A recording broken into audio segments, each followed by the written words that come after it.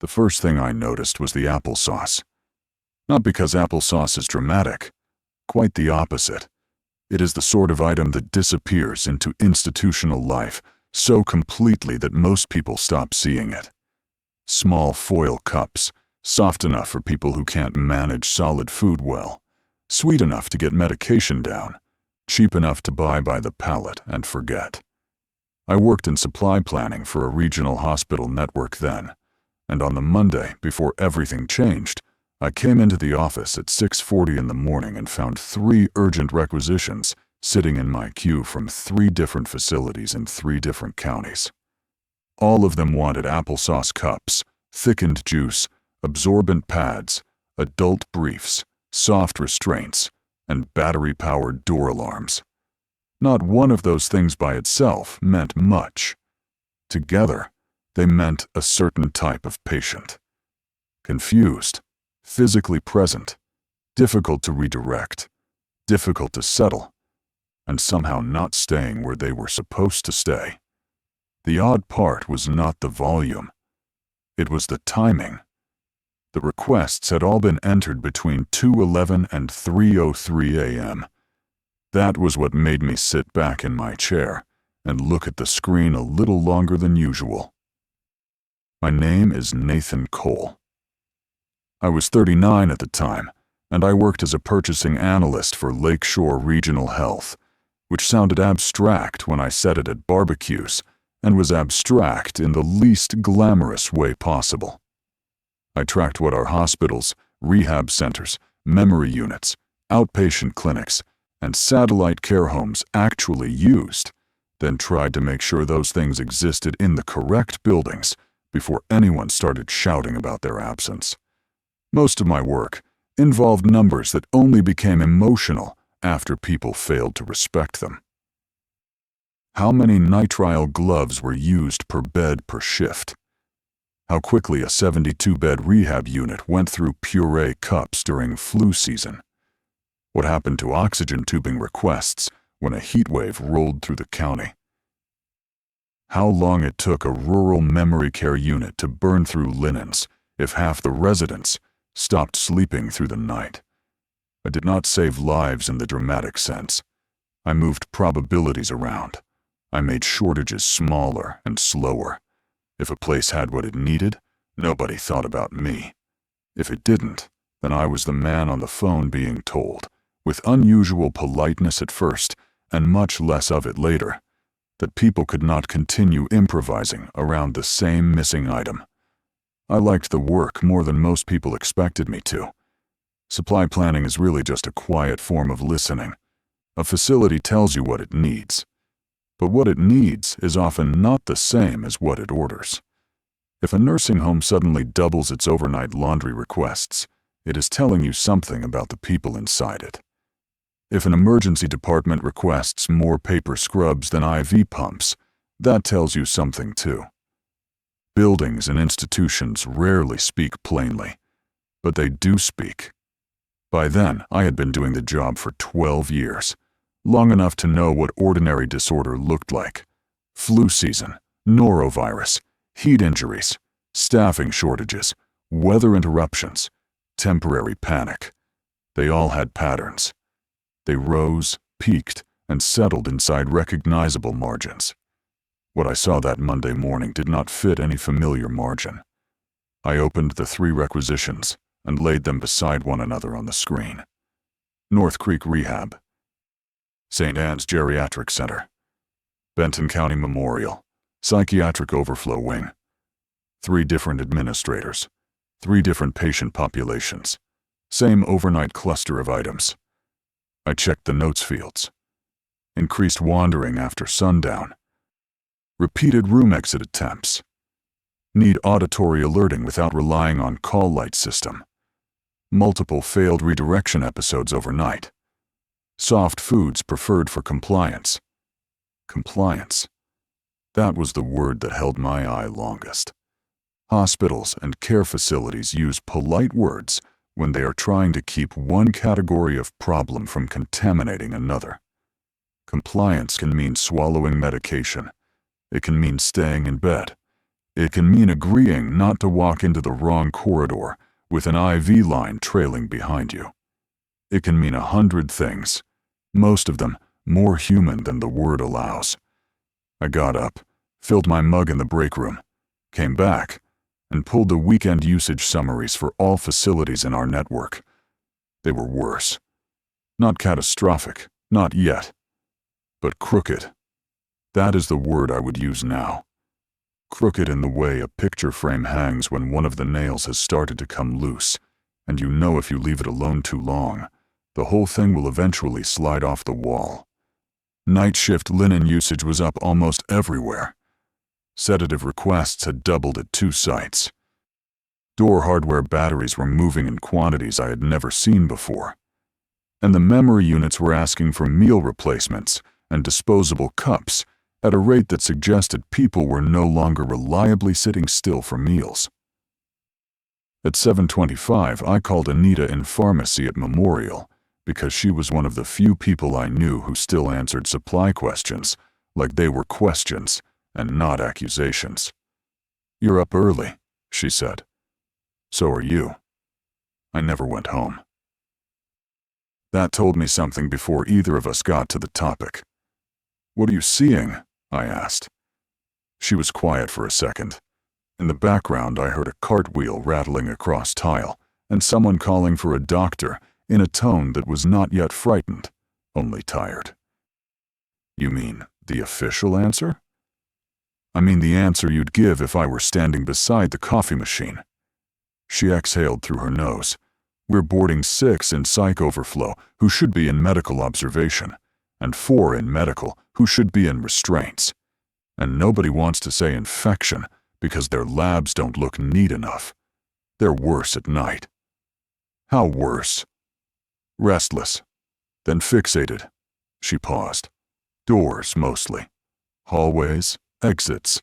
They keep wanting to go somewhere, but they can't explain where." "Violent?" "Sometimes, if you physically stop them. Mostly persistent." I looked again at the requisition screen, at the little battery-powered door alarms and applesauce cups. "Are they eating?" "Only if you make it easy." "And sleeping?" She laughed once. There was no humor in it. "Nathan, they're exhausted. We're exhausted. Nobody's sleeping." "Are other sites calling you?" "All morning." That was enough for me. I thanked her, hung up, and spent the next 40 minutes doing the sort of work I was paid to do, and the sort I wasn't. I routed the urgent requests as high-priority substitutions through a vendor in Toledo. I checked our central warehouse inventory. Then I opened the route timing spreadsheet for the weekly interfacility shuttle and began calculating how long it would take ordinary services in the county to fail if nighttime disruption continued for another 2 or 3 days. That sounds colder than it felt. It wasn't about prediction in some cinematic sense. It was simple arithmetic. If facilities lose sleep, staffing fails. If staffing fails, intake slows.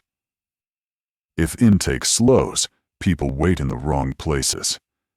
If confused people spend nights in the wrong places, door pressure increases. If door pressure increases, families stop trusting institutions. Then everyone goes looking for a safer building at the same time. I had spent my entire adult life studying how a region moved supplies through buildings. I knew how thin the margins were when everything functioned properly. Once you started adding frightened relatives, short-tempered night staff, transport delays, and patients who could not be relied upon to stay behind the correct doors, the number stopped being reassuring very quickly. By 9:30, the school district sent out a message saying classes might shift remote for temporary health coordination. By 10:15, one of our rural clinics requested additional plywood. Not medical supplies. Plywood.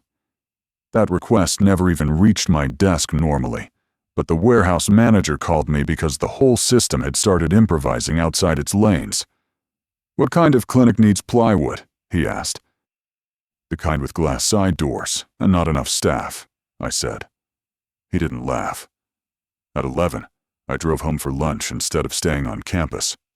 My wife, Laura, was at the kitchen counter sorting library returns into plastic bins because she worked for the middle school media center, and the district had already told them to prepare for a closure. She still had her cardigan on and had set a pot of soup on low, even though it wasn't cold enough to justify soup. That was one of her habits when she was worried, but not yet willing to call herself worried. My son Owen, who was 12 then, and taller every week in a way that made the whole house feel temporary, was in the den, supposedly doing math and actually building a bridge out of graph paper and painter's tape. My daughter Sadie, 8, sat on the floor with a jar of colored pencils and a horse encyclopedia open in her lap. The ordinary sight of them nearly knocked the calculation out of me. That is something I did not understand when I was younger. Numbers are easier than rooms full of people you love. You can say the risk is rising. You can chart nighttime behavior, supply chain wobble, staffing fatigue, door failure, institutional overload. All true. None of it feels real in the same way as your daughter's sock half peeled off her heel while she colors on the living room rug. Laura looked up from the bins and said, "You came home early. I need to show you something." She listened while I explained, which was one of the reasons we had lasted so well together. She did not interrupt just to prove she was following. She asked the correct questions. "How sure are you?" "Not perfectly." That isn't an answer. "I'm sure enough to change our week." She leaned her hands on the counter. "You think we should leave?" "No." I shook my head.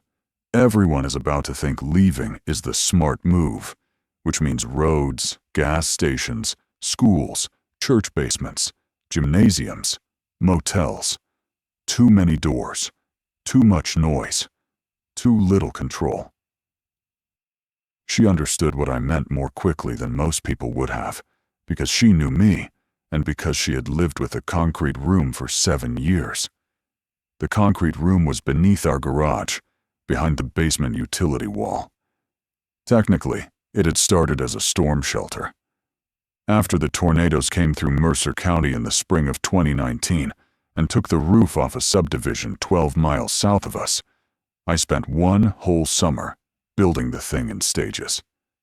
Not because I thought tornadoes were inevitable, because I had spent too long working with institutional preparedness not to notice how much of safety depends on people deciding ahead of time what they mean by enough. Our house was a split level at the edge of a newer development, built over what had once been soybean ground. Drywall, vinyl siding, decorative shutters, the usual soft geometry of homes built to look settled before they've had time to settle. When we bought it, the basement had an unfinished storage bay under the garage slab, with 2 load-bearing foundation walls and 1 cinder block partition. I tore out the partition, had a local crew help me form, and pour a reinforced concrete box inside the space, and finished the rest myself. Steel inward opening door, independent air pipes, 2 filtered vents with manual closers, battery backup lighting, shelves anchored to the wall, floor drain, simple composting toilet bucket and a closable cabinet, folding cots, water rack, and enough room for the 4 of us to sit without feeling stacked. People joked about it at first. Cole's apocalypse bunker. Your little panic vault. Tornado room for a county that barely gets tornadoes. I never minded. Most people think preparedness is an emotional position. It isn't. It is just deferred labor. We used the room as storage most of the time. Tax files in sealed bins, camping gear, holiday decorations, 3 old sleeping bags, my father's toolbox after he died, board games the children had outgrown, but Laura wouldn't throw away. Every April I checked the batteries, vent seals, water containers, and shelf anchors like clockwork, then forgot about it again. Now, standing in the kitchen with the soup barely bubbling and the school bins half sorted, I said, "I think we need to move in there tonight." Laura closed her eyes for 1 second, then opened them. "For how long?" "I don't know." "What are you afraid of exactly?" "Not the first day," I said. "The second and third. Once everyone decides the public version is too slow." She turned and looked toward the den, where Owen was muttering to himself about bridge supports, then at Sadie on the rug. "You're really sure?" "I am." "All right," she said. That was one of the most loving sentences anyone has ever said to me. We did not make an announcement to the children then. Instead, we spent the afternoon changing the house quietly. I called in sick for the afternoon, though by that point I suspect nobody would have challenged me if I had said I was joining the circus. Laura texted the principal and said the school library would remain inaccessible until further notice. Then we moved through the ordinary tasks of preparedness in a tone deliberately flatter than our feelings. Water first. Every container in the house filled and staged. Laundry second. Clean clothes are easier to carry and less likely to become a problem. Medication third. Laura's migraine prescription, Sadie's inhaler backup, ibuprofen, thermometer, bandages. Food after that. Not everything. Only what made sense for one room and 1 week at a time. Radio, chargers, extension cords, hand crank lantern, paper and pencils, 2 decks of cards, the chess set Owen never used unless he felt trapped, 3 stuffed animals Sadie would deny needing and then sleep better beside. I also did a thing I would only later recognize as emotional rather than practical. I brought our family photo box down to the room and set it on the top shelf beside the batteries. Not all of it. Just one flat archival box of printed pictures from before everything became phones and cloud accounts. Beach, birthdays, Christmas mornings, my father in a lawn chair holding a paper plate. I told myself it was because printed photographs are easy to keep dry. That was not why. By evening, the house had the feeling of a ship lashed down before weather. No broken windows. No emergency. Just an odd tidiness with intention under it. At 6, while Laura packed dry cereal into jars, our next-door neighbor Curtis waved over the fence and asked if we'd heard the school rumor. I said yes. He said his brother in Dayton had seen a man in hospital scrubs walking down an interstate shoulder at dawn, like he had forgotten where cars were supposed to be. I said that sounded bad. He laughed too loudly and said, "Well, at least we've got basements, right?" I said, "Something like that," and went back inside. We ate dinner upstairs because it seemed important. Simple soup, bread, apple slices. Owen explained his bridge design in more detail than anybody requested. Sadie asked whether a library still belonged to books if the computers were off. Laura said, yes, of course. I remember the dishwasher running afterward, and the kitchen window over the sink, reflecting the room back at me as dusk gathered over the yard. The blinds were open then. The porch light was still off. Everything looked normal enough to shame me slightly. At 8:10 p.m., I turned on the scanner. At 8:43, the first county advisory went out asking residents to remain at home during overnight health operations. At 9:20, our hospital network canceled all non-emergency supply deliveries after dark. At 9:37, I told the children we were sleeping downstairs, for a while. Children accept large changes more easily if the adults narrating them sound settled. Owen asked if this was about the sickness. I said yes. Sadie asked if the concrete room would smell weird. Laura said only a little. Then we each carried one bag down. The room, once the steel door shut behind us, always felt different from the rest of the house. Not colder exactly. More consistent. Concrete keeps its own patience. The walls had a faint, clean dust smell and gave back sound in a softened way I had always liked. The cots folded down from one wall. The water rack sat opposite the shelves. Overhead, low-profile battery lights washed the ceiling in a yellow not unlike older school hallways. I had painted the floor a matte gray years earlier, and the children used to roller skate on it with socks when the basement was empty. That first night inside it, nobody slept properly. Not because anything happened to us directly, mostly because the room was still a room we had chosen, and chosen spaces wake the mind differently from inherited ones. Laura lay awake on the cot nearest the door, listening to the scanner with one earbud in. Owen made lists in a spiral notebook after I'd told him not to. Sadie slept for an hour, woke up angry at the concrete, then crawled into Laura's blanket and slept again. I sat in the folding chair by the vent controls with my own notebook and began doing what my job had trained me to do in any unstable system. Define routine before routine defines itself badly. Wake at 6. Vent cycle at 6:15 and 11:30. Quiet meal at 7. House access only in daylight unless fire or medical emergency. No cooking after 4 p.m. Toilet waste sealed every evening. Children upstairs 1 hour midday if conditions safe. Radio updates every 2 hours, not continuously. Lights dim by 9. Door remains locked from inside after dusk regardless of voices, knocks, or requests. I wrote that last line twice. At 11:07 p.m., we heard our first people outside. Not in our house. On the street. Slow footsteps. Then one car door slamming somewhere farther down the cul-de-sac. Then what sounded like someone trying, quite politely, to open a front door 3 houses over. Not pounding. Not shouting. Just a sequence of quiet handle tests and 1 or 2 mild knocks. Laura met my eyes across the room. Neither of us said anything. That was the beginning. The next morning, the county looked ordinary enough if you only saw it through windows.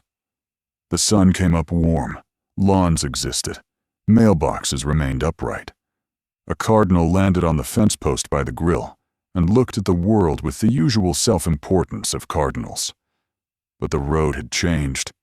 3 cars sat at odd angles at the entrance to the subdivision, not wrecked exactly, just parked without any shared logic. A delivery van stood open in front of the Renshaw's house. Nobody unloaded it. 2 houses down, Curtis was dragging patio furniture into his garage with the concentrated embarrassment of a man trying not to resemble a person who believes bad things can happen close to him. I made coffee at 9:30 in the upstairs kitchen with every interior door shut to control smell and sound, then carried it back down in a thermos. That became our first rule adaptation. The room itself was safe enough. The house above it was the real variable. By noon, public messaging had deteriorated from reassurance into contradiction.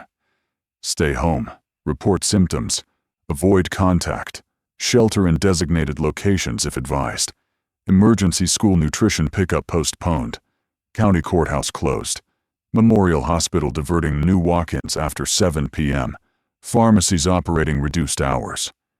Nobody said the word outbreak with any conviction.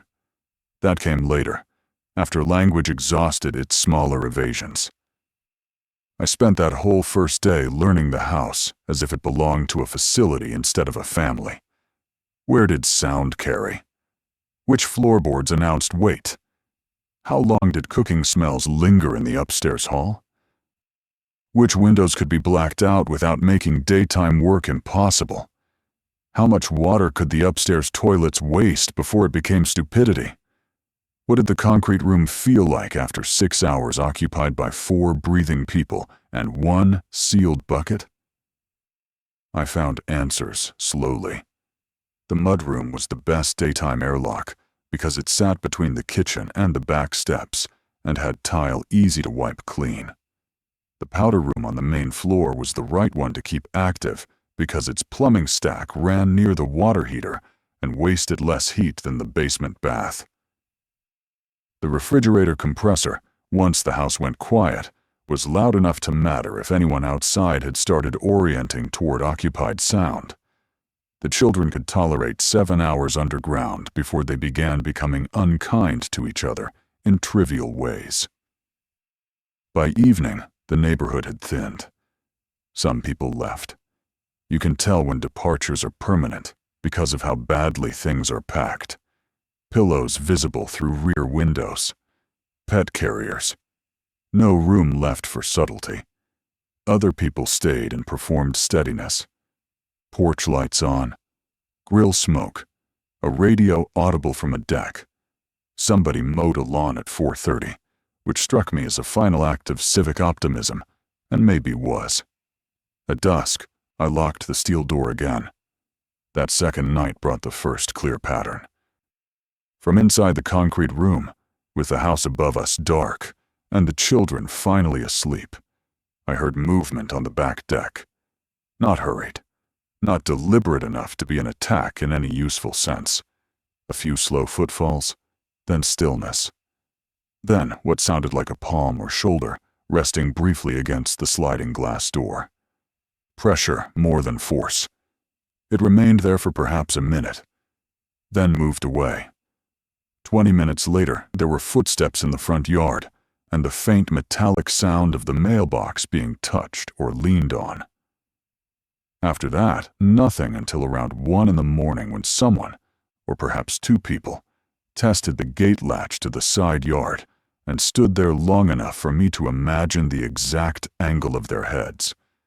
No shouting, no impact, just patient proximity. In the morning, I did not go outside immediately.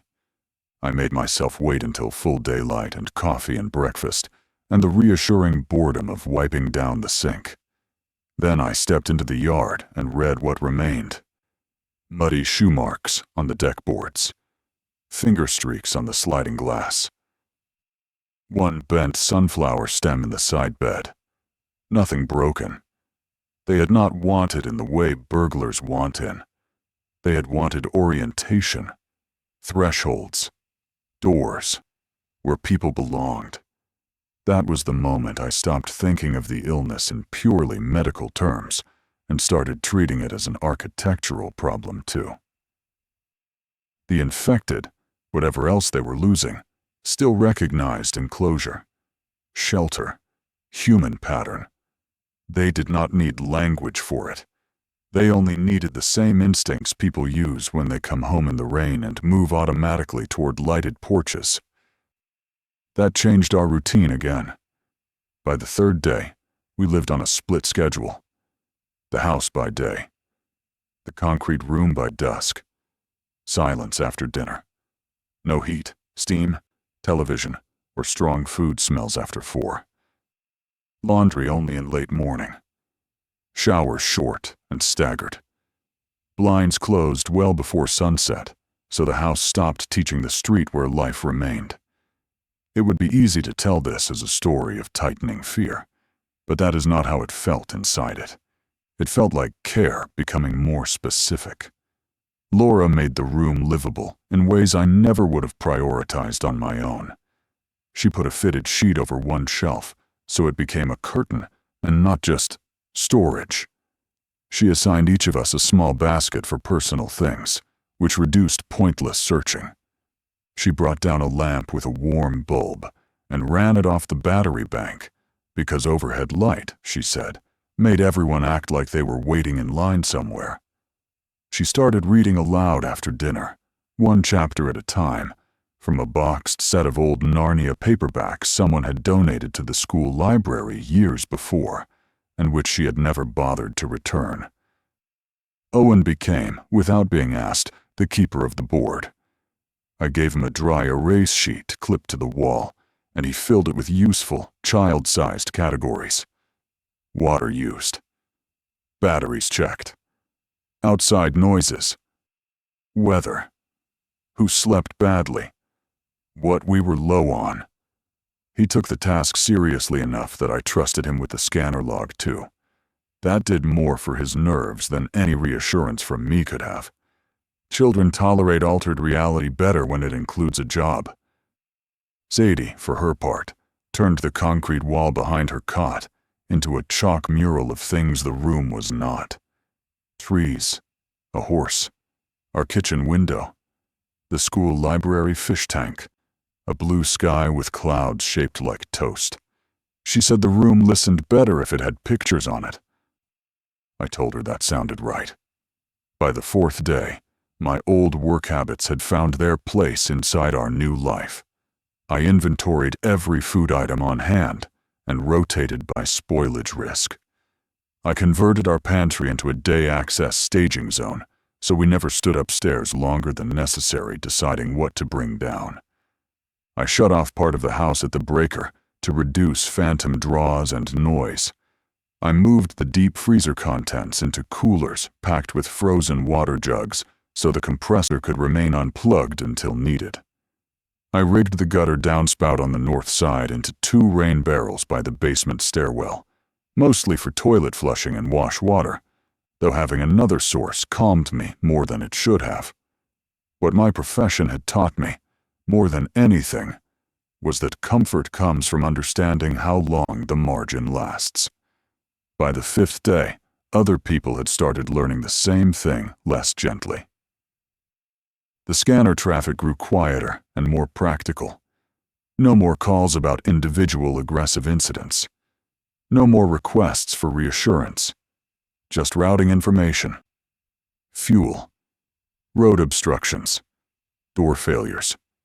Shelter closures. A woman from a church on the south end asking whether it mattered which side of a gymnasium people slept on if the doors were all on one wall. A deputy explaining, in a voice worn thin but still level, that yes, it mattered very much. I understood before many others did that the public shelters were failing not because they lacked goodwill, but because they had too many broad entrances and too little controlled sleep. People imagine danger as breach. Often it is simply accumulated exhaustion.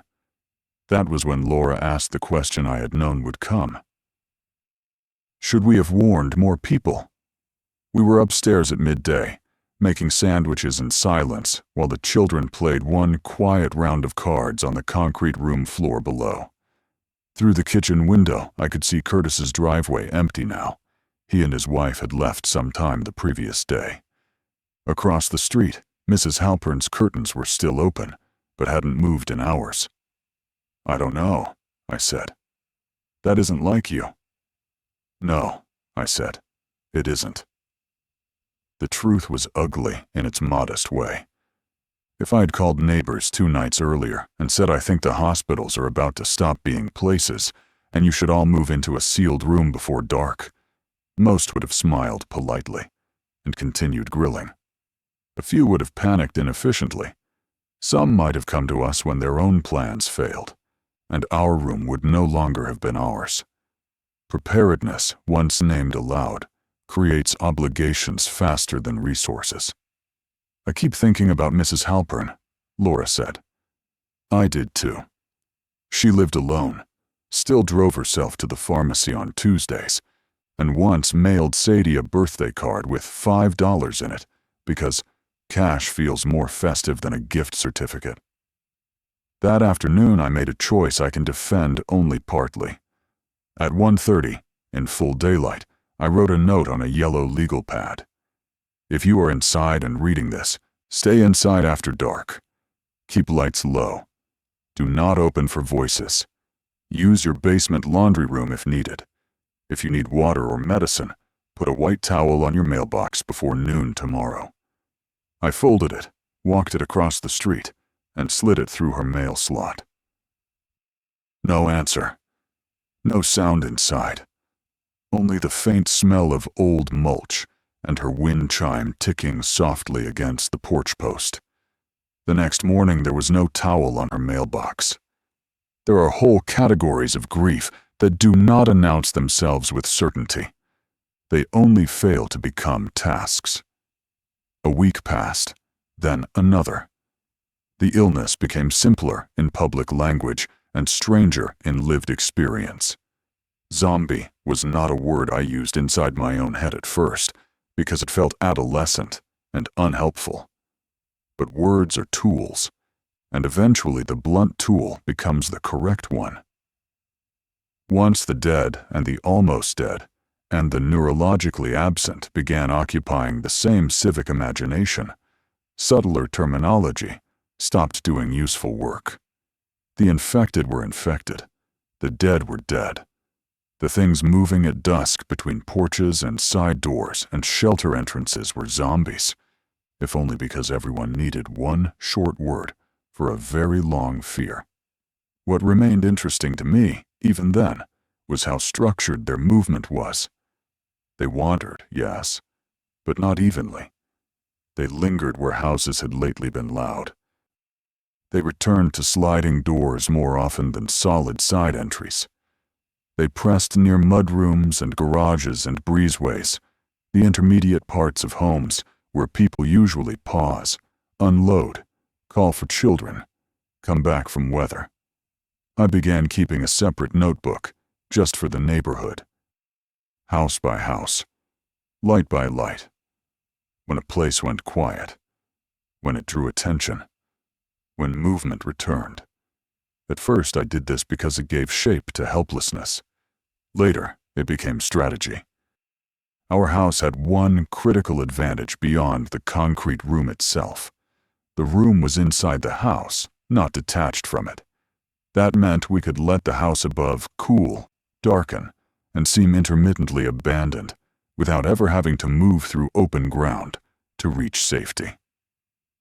If the neighborhood's attention shifted toward warmth and domestic signals, we could make ourselves a colder question after dark and still live normally in daylight.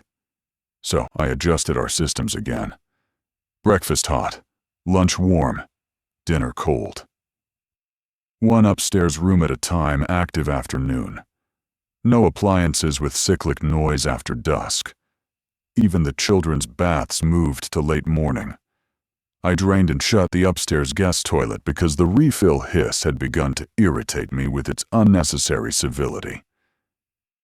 I weather-stripped the mudroom door and lined the interior of the sliding glass track with a towel at night to reduce scent and drafts. If this sounds obsessive, it probably was. But obsession is sometimes just care that has lost its audience. Laura once watched me standing in the mudroom with my hand near the lower seam of the door, feeling for cold air, and said, not unkindly, "You know you don't work for the hospital anymore." "I know. But you're still doing it." "What?" "Trying to make the numbers stop being people." I thought about that for a while. She was right, though not exactly in the way the sentence suggested. My job had trained me to believe that most emergencies become smaller if you get ahead of the correct categories. Water, staffing, access, storage, timing. What I was learning inside our house was that family life has categories too, and they matter just as much. Who gets privacy? Who gets to be frightened out loud? Who has to hold steady? Who gets to sleep through the radio? Which child needs answers, and which needs ritual? When a room becomes a room, and not merely a strategy. That, more than anything, is what the concrete room taught me. By the third week, it no longer felt like something I had built against catastrophe. It felt like the part of the house that knew what the rest of the house was for. We read there. We ate there. We argued there, in low, tired voices about card games and battery use, and whether one more bar of chocolate should be saved for later, or enjoyed while later still existed. Sadie measured her height against the wall once with chalk, then insisted on doing everyone else's. Owen started teaching himself Morse code from an old field manual I found in a camping bin, because the scanner chatter fascinated him, and he liked systems where signal could survive damage. Laura took to mending clothes on the cot edge under the lamp, her sewing basket between her knees like a woman on a train 50 years ago. I still made daytime trips into the neighborhood when I judged them worth the risk. Never far. Never after one. Never without a route back. Never if the morning had been too warm or too still, because by then I trusted the infected less in stagnant weather.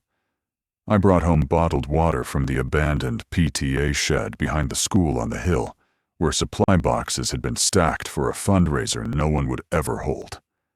I recovered canned tomatoes and a hand grinder from the Halperns' pantry after finally entering their house in the clean silence of a Wednesday noon, and finding it empty in the way a place can be empty, while still holding its owner's cardigan on the chair. I siphoned 2 gallons of fuel from Curtis's mower for the small inverter generator I ran once a week, very briefly, in the garage with the door cracked and the exhaust piped out, just long enough to cycle the freezer and charge the larger battery pack. Every improvement we made was modest. Nothing cinematic.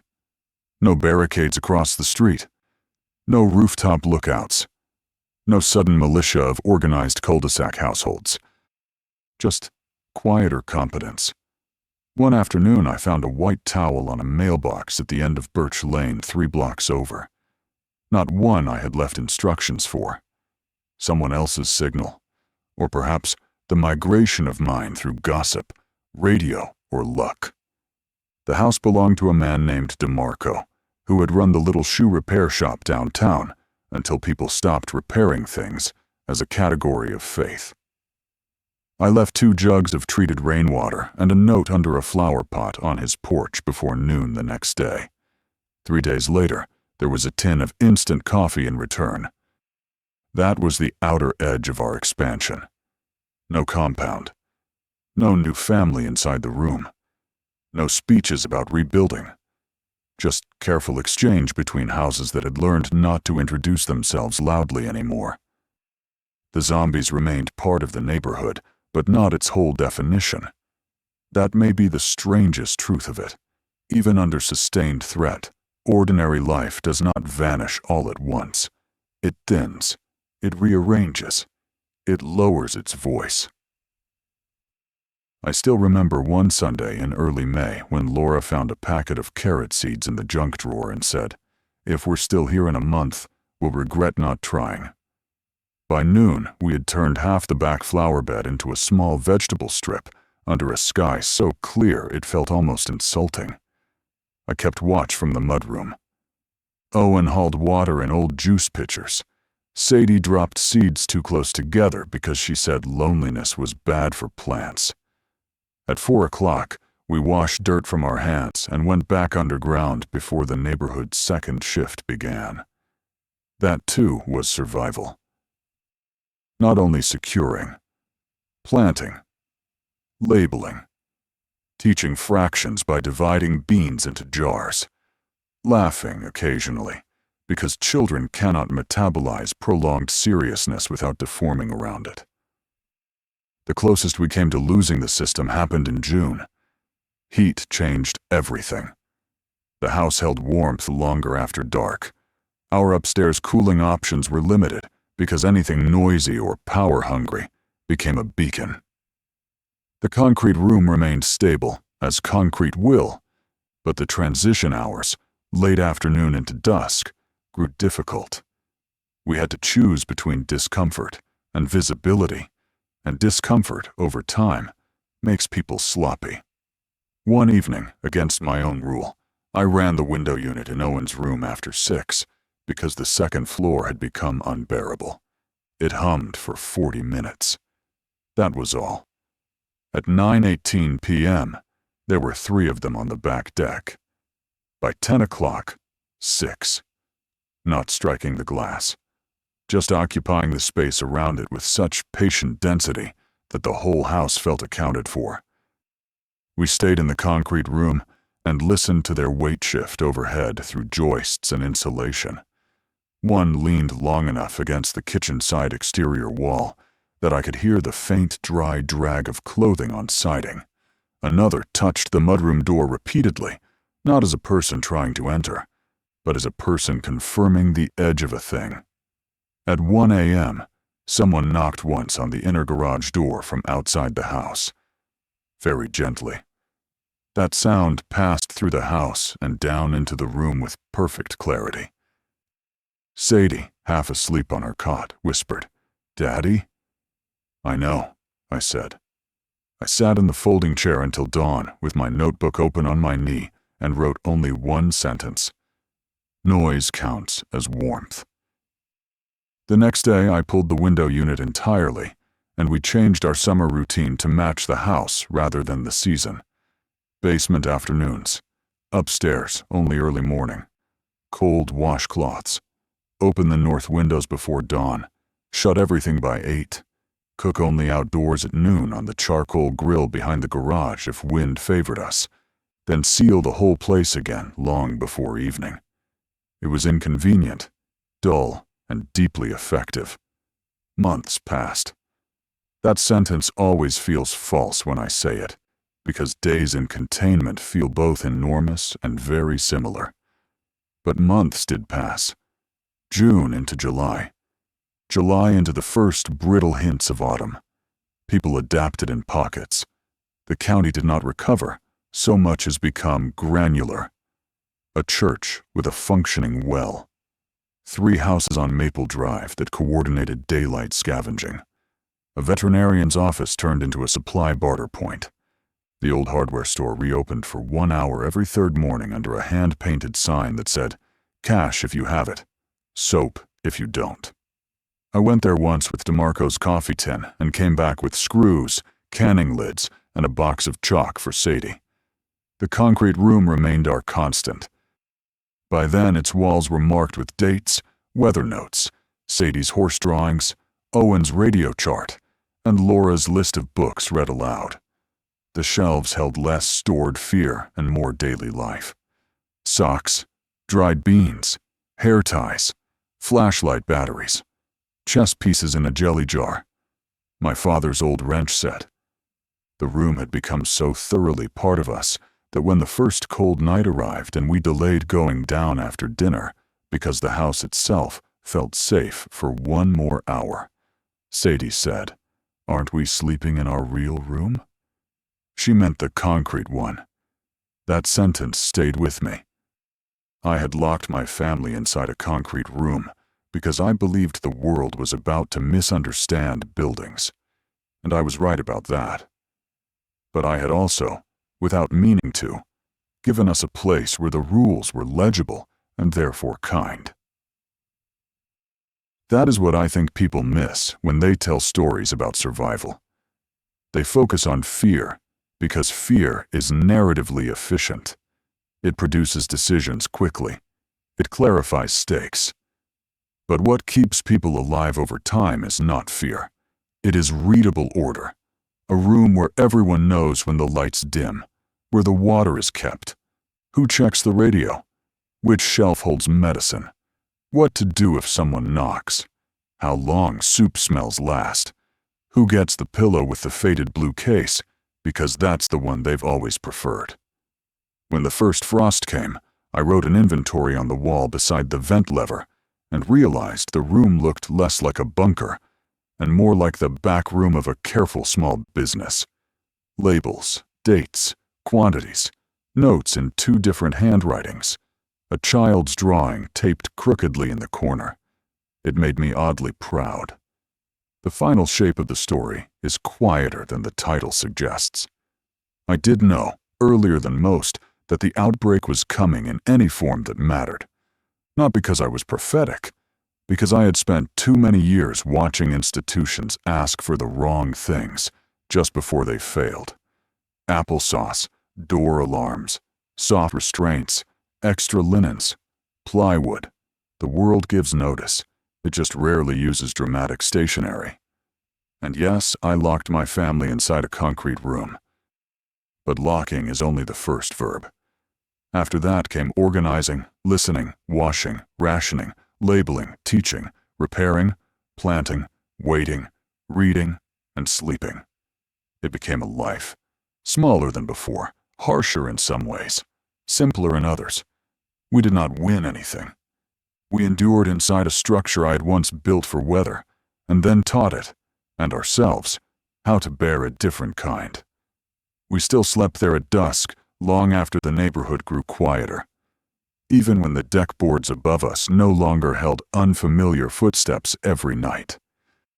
Even when the scanner brought more trade requests than distress calls.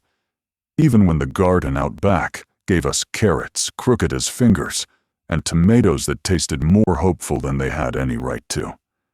Habit is one way the body makes peace with information it cannot improve. Sometimes, in the late evening now, after the children are asleep, and Laura has gone still with her book tipped against her chest, I sit by the steel door and place my palm flat against the concrete wall beside it. Cool, constant, dry. The room gives nothing back but temperature and a certain steady silence. Above us, the house settles. Beyond that, the neighborhood continues in its lowered voice. Somewhere farther out, no doubt, the dead and the almost dead still drift toward lit porches and mudrooms and the broad human suggestion of shelter. But not here. Not much anymore. We learned the house. We learned the night. We learned what parts of home can be made small enough to keep. I began this by telling you about applesauce, which probably seemed too slight a clue for a thing this large. But that is how I remember it.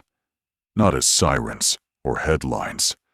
As a small, sweet institutional item ordered in the wrong quantity at the wrong hour, pointing toward a kind of human trouble that ordinary buildings were not going to handle well.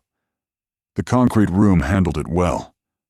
That was never because the room was heroic, only because it was honest. It had 4 walls, 1 door, enough air, enough water, shelves that held what we truly needed, and no ambition beyond keeping a family continuous through the dark part of the day. In the end, that was all I had ever wanted from it. Not triumph. Not isolation forever. Just a place where my children could still sleep, while the larger systems corrected themselves slowly, painfully, or not at all. If I have any advice worth giving after all this time, it is probably less exciting than people want. Pay attention to small orders. Trust pattern before rhetoric. And if you ever build a safe room, don't fill it only with canned food and batteries. Put in books. Put in chalk. Put in a lamp with warm light. Put in the old photographs you'd be ashamed to call essential until the day they are. Concrete keeps out a great many things. What makes it habitable is whatever tenderness you remember to carry inside before you turn the lock. That. But I had also, without meaning to, given us a place where the rules were legible and therefore kind. That is what I think people miss when they tell stories about survival. They focus on fear because fear is narratively efficient.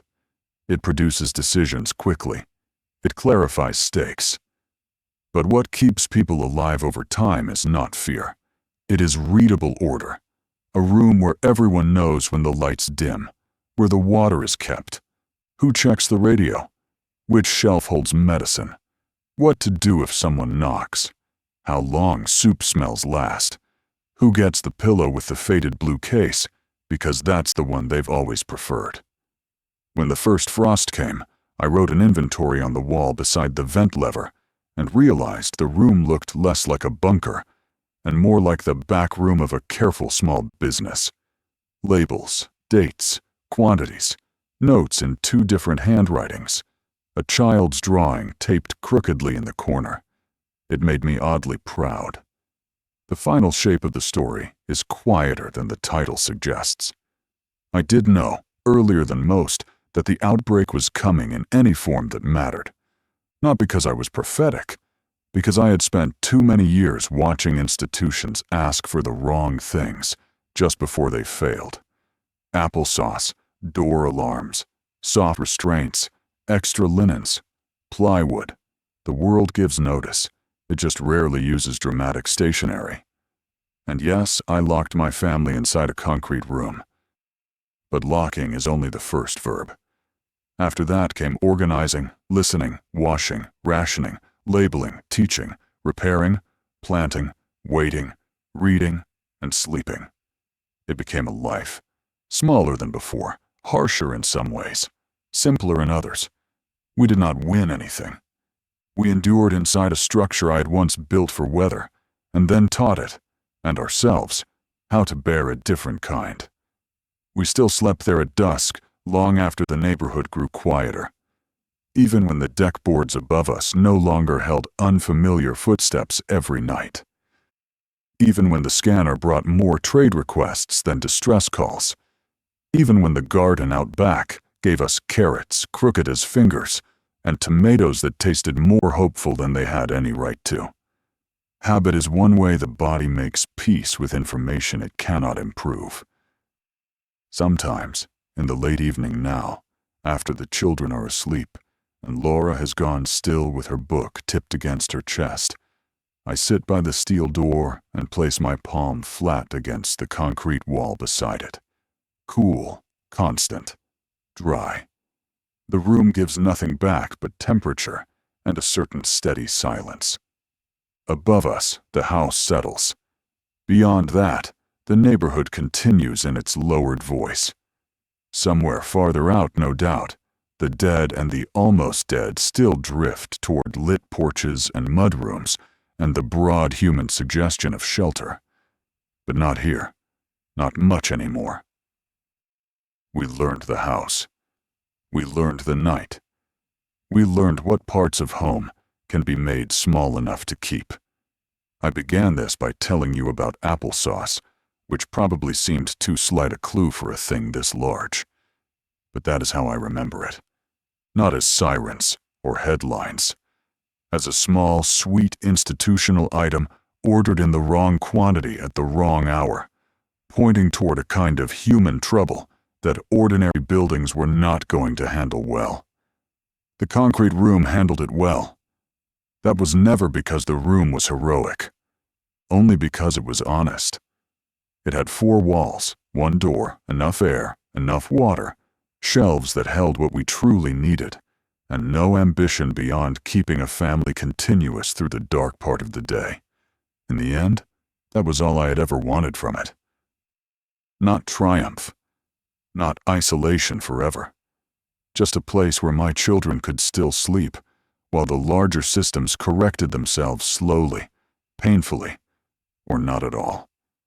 If I have any advice worth giving after all this time, it is probably less exciting than people want. Pay attention to small orders. Trust pattern before rhetoric. And if you ever build a safe room, don't fill it only with canned food and batteries. Put in books. Put in chalk. Put in a lamp with warm light. Put in the old photographs you'd be ashamed to call essential until the day they are. Concrete keeps out a great many things. What makes it habitable is whatever tenderness you remember to carry inside before you turn the lock. 4. Harsher in some ways, simpler in others. We did not win anything. We endured inside a structure I had once built for weather, and then taught it, and ourselves, how to bear a different kind. We still slept there at dusk, long after the neighborhood grew quieter. Even when the deck boards above us no longer held unfamiliar footsteps every night. Even when the scanner brought more trade requests than distress calls. Even when the garden out back gave us carrots crooked as fingers and tomatoes that tasted more hopeful than they had any right to. Habit is one way the body makes peace with information it cannot improve. Sometimes, in the late evening now, after the children are asleep, and Laura has gone still with her book tipped against her chest, I sit by the steel door and place my palm flat against the concrete wall beside it. Cool, constant, dry. The room gives nothing back but temperature and a certain steady silence. Above us, the house settles. Beyond that, the neighborhood continues in its lowered voice. Somewhere farther out, no doubt, The dead and the almost dead still drift toward lit porches and mudrooms and the broad human suggestion of shelter. But not here. Not much anymore. We learned the house. We learned the night. We learned what parts of home can be made small enough to keep. I began this by telling you about applesauce, which probably seemed too slight a clue for a thing this large. But that is how I remember it. Not as sirens or headlines. As a small, sweet institutional item ordered in the wrong quantity at the wrong hour, pointing toward a kind of human trouble that ordinary buildings were not going to handle